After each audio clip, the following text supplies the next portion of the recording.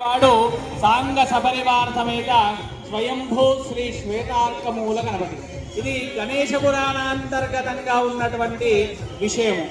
ఆ గణపతి ఆనాటి ఎవరైతే తెల్లజిల్లడు వృక్షము వద్ద ఆదివారము పుష్యమి నక్షత్రంతో కూడుకొని ఉన్న, గురువారము పుష్యమి నక్షత్రం కొని ఉన్న గురుపుష్య యోగము అర్కపుష్య యోగము అనేది ఏర్పడుతుంది. ఆ గురుపుష్య యోగము అర్కపుష్య యోగములో ఎవరైతే లక్ష్మీ గణన చేస్తూ ఆరాధిస్తారో, లక్ష్మీ గణపతి హవనాన్ని నిర్వహిస్తారో వారికి ఆ గణపతి లభ్యపడుతుంది అనే విషయాన్ని మనకు పురాణ గ్రంథములలో ఉన్నటువంటి మంత్రశాస్త్రంలో ఉన్నటువంటి విషయం. ఆ విధంగానే మరి కాజీపేటలోని ఈ యొక్క శ్వేతార్క గణపతి సారంగా స్వయం వ్యక్తమై పూర్తి అవయవాలు కలిగి తెల్లజిల్లెడు వృక్షంలోని ఆవిర్భవించినటువంటి స్వామి మనందరి ముందు కూడా వేంచేసి ఉన్నాడు. ఈరోజు సంకటహర చతుర్థి. ఈరోజు ఆ స్వామికి ఈ యొక్క వేదిక మీద భక్తి టీవీ వారు ఏర్పాటు చేసినటువంటి కార్తీక మాసమందు కోటి కాంతుల వెలుగులలో మీ అందరికీ జ్ఞానాన్ని ప్రసాదించేందుకు, సమస్త విఘ్నములు నివారించేందుకు స్వామి పంచవర్ణములతో అభిషేకము చేసుకోవడం కొరకు ఇక్కడ ఉన్నాడు.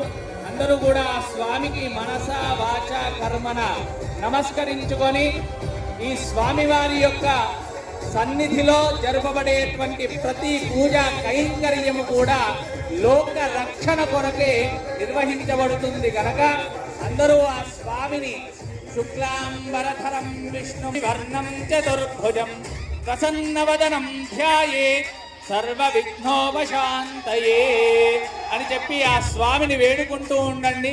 ఎటువంటి విఘ్నములు కూడా ఉండవు. అర్కమూల నివాసాయ అర్కజ్ఞాని అర్కప్రియాయ శాంతాయ ఉమాపుత్రాయ మంగళం అని చెప్పబడ్డది. కాబట్టి ఆ స్వామిని ఎంత వేడుకుంటే మనకు అంత అద్భుతమైనటువంటి ఫలితాలను ఇస్తూ ఉంటాడు.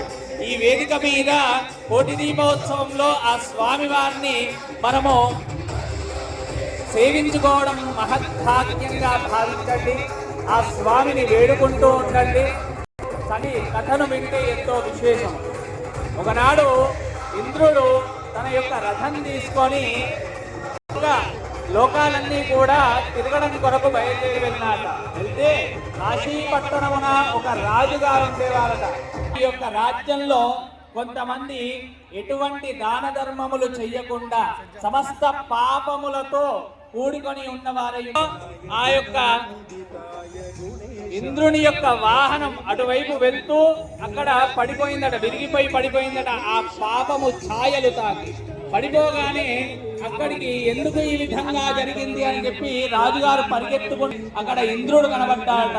ఇంద్రుణ్ణి చూసి సమస్త నమస్కారములను సమర్పించుకొని ఆ ఇంద్రుడికి సమస్త మంచి కార్యములను ఆచరింపజేసి ఒక మంచి యొక్క స్థానాన్ని కల్పించి ఆసనంపై కూర్చోండబెట్టినారట. అయ్యా, మీ యొక్క విమానం విరగడానికి గల కారణం అంటే ఇక్కడ పాపము అత్యధికంగా ఉన్నది, అందుచేతనే ఆ పాపము ఛాయలు తాకి నా విమానము విరిగిపోయింది. మరి ఇప్పుడు నేను వెళ్ళడానికి మరి